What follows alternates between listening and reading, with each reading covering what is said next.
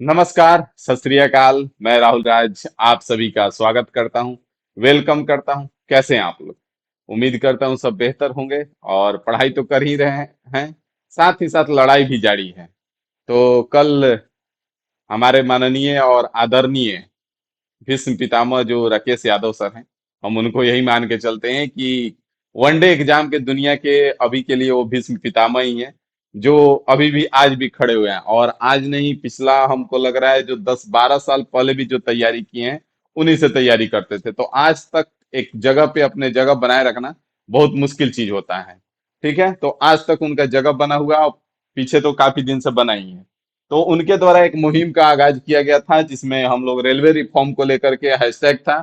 और कल 4 जुलाई को हमारा ट्विटर कैंपियन था, आप भी जान रहे होंगे।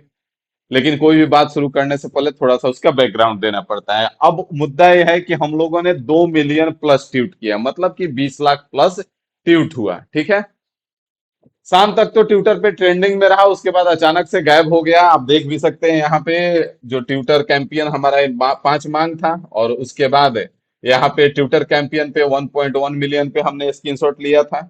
ठीक है, जब मिलियन क्रॉस किया था तो उस समय हमने स्क्रीनशॉट लिया था। उसके बाद आगे आएंगे तो यहाँ पे आपको 1 पॉइंट, अभी जो फिलहाल अभी का ही स्क्रीनशॉट है। भजन लाल हटाओ राजस्थान बचाओ, ये हमारे देश में ट्रेंड कर रहा है। ठीक है, भजन लाल हटाओ राजस्थान बताओ। 396 के ट्वीट हुआ है। समर रिलीफ 18,000 ट्वीट है। पावर ऑफ मंत्राज 17,000 ट्वीट है। स्पिरिचुअल एनर्जी 18,000 ट्वीट है। वैदिक विजडम 17,000 है। और नीचे आपके छठे नंबर पे अभी भी ट्रेंड कर रहा है 1.76 मिलियन के साथ। अब इसमें 20 लाख लगभग ट्वीट हुआ, और फिर भी अभी तक आप लोगों ने कोई न्यूज नहीं सुना होगा कि हाँ भाई रेलवे की तरफ से ईजा आवाज आया है। तो क्या लगता है, क्या मानना है आपका कि हो गया, हम लोग लड़ाई लड़ लिए, जीत गए?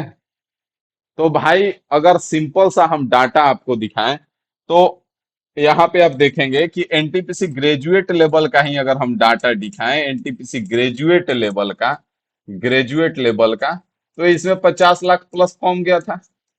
50 लाख प्लस फॉर्म था ना? था या नहीं था?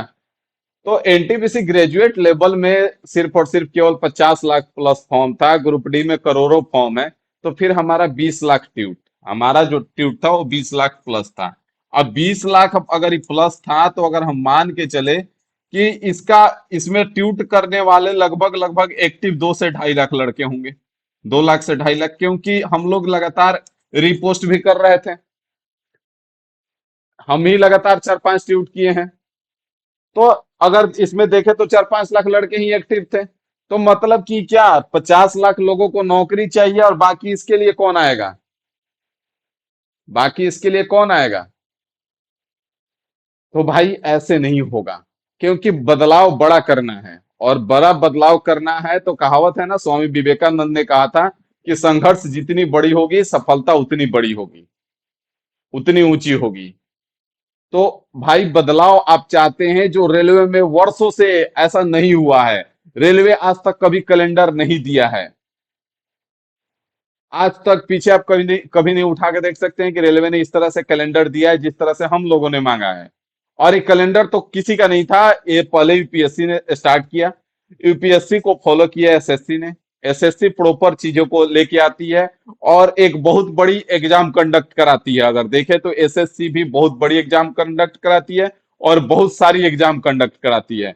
तो जिस तरह से एसएससी ने यूपीएससी से सीखी, उस तरह से रेलवे भी एसएससी से सीख सकती है। लेकिन इतना बड़ा अगर चेंज चाहिए आपको, तो भाई थोड़ा सा तो मेहनत करना पड़ेगा। और आप लोग तो सो गए हैं। तो ऐसे बात नहीं बनेगा। अगर चाहते हैं कि बदलाव हो, बदलाव आए, तो इसके लिए आगे आना पड़ेगा।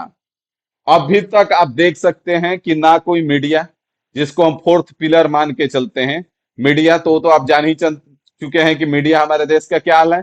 अभी तक, यहां तक कि जो यूट्यूब चैनल पे जो मीडिया का काम करते हैं, वो भी किसी ने प्रॉपर इस बात का आवाज नहीं उठाया है। और उस मीडिया चैनल को देखता कौन है? हम ही आप देखते हैं ना। तो उनका औकात तो ठिकाने लगा सकते हैं आप मिनटों में।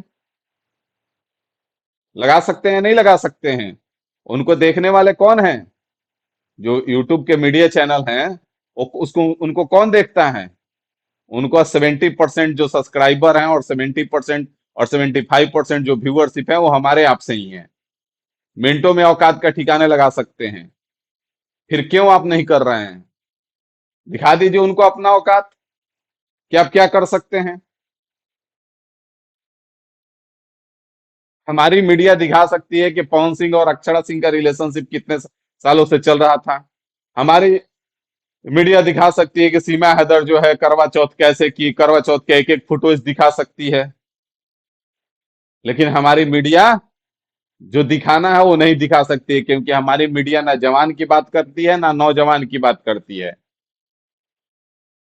क्योंकि उसके पास टाइम ही नहीं है। उसको तो सीमा हैदर से फुर्सत नहीं है।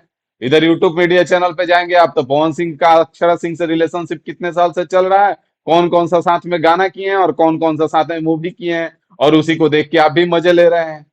तो बात ऐसे नहीं बनेगा। अभी आगे आना पड़ेगा, आगे इसका और रणनीति तैयार किया जा रहा है।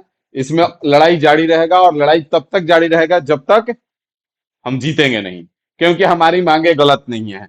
अगर हम मांग का बात करें तो यहाँ पे आप देख सकते हैं, मांग तो बहुत सारा है, लेकिन फिलहाल जो मेन अगर देखा जाए, कहा जाता है ना कि आपको बहुत सारा चीज चाहिए। ठीक है, सपोज कर लीजिए कि आपको अपने पिताजी से बहुत सारा चीज चाहिए।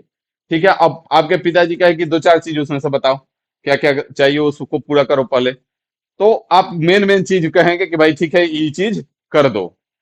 तो उसी में से हमारी मांगे तो बहुत सारी हैं, जिसमें से हमारा कुछ मांग निकल के आया है कि रेलवे कैलेंडर पहले जारी कर दो। अगर रेलवे कैलेंडर जारी कर देता है तो एक बहुत बड़ी समस्या का समाधान हो जाएगा। रेलवे की तैयारी करने वाले आश्वस्त हो सकते हैं कि हाँ हम इसकी तैयारी करेंगे। रेलवे की तैयारी करने वाले रेलवे की तैयारी करते तो हैं, लेकिन आश्वस्त नहीं रहते हैं, इधर उधर भटकते रहते हैं। तो कम से कम ये समस्या हो जाएगा। ग्रुप डी की वैकेंसी इंक्रीज हो जाए। अब ग्रुप डी की वैकेंसी में लड़ाई चल रहा है कि आईटीआई लागू हो और 10th हो, इसमें हम भी हैं। लेकिन इसमें अगर देखा जाए तो ग्रुप डी की जब तक वैकेंसी अगर इंक्रीज नहीं होगी तब तक आईटीआई लागू नहीं हो सकता है, क्योंकि वैकेंसी इतना कम है कि अगर आईटीआई लागू हो जाए तो सारा का सारा पोस्ट आईटीआई वालों को चला जाएगा, क्योंकि वैकेंसी टेक्निकल सीट पे है केवल। और 10th वालों को कुछ नहीं मिलेगा, और 10th वालों को कुछ नहीं मिलेगा तो फिर वही होगा कि फिर हंगामा हो जाएगा। तो इसलिए पहला काम है इसमें वैकेंसी इंक्रीज हो। जैसे ही वैकेंसी इंक्रीज होगा तो आप आईटीआई और 10th इसमें अलग हो सकता है, तभी पॉसिबल है। बात समझ में आ रहा है? उसके बाद वेटिंग लिस्ट, वेटिंग लिस्ट जो ही खत्म कर रहे हैं उसका वो रहे, क्योंकि वेटिंग लिस्ट जरूरी है। क्योंकि आपको हम एक एग्जांपल से समझाए भी थे कि मान ले रहे हैं कि रेलवे ग्रुप डी में 100 सीट है और जिसका 101वां रैंक है, तो 100 सीटों को ज्वाइनिंग लेटर मिलेगा, लेकिन उसमें से 10 लोग ऐसे होंगे जो रेलवे ग्रुप डी में ज्वाइन नहीं करेंगे। तो जो 101वां नंबर पे है वो आपको क्या लगता है बहुत ज्यादा नंबर के गैप से पीछे होगा? कितना नंबर? 0.2 0.1 से पीछे होगा। तो जरूरी है कि उसको फिर से वापस जीरो से स्टार्ट करवाया जाए, वो भाई वेटिंग लिस्ट से आ जाए। वो क्यों जीरो से स्टार्ट करने जाएगा फिर से?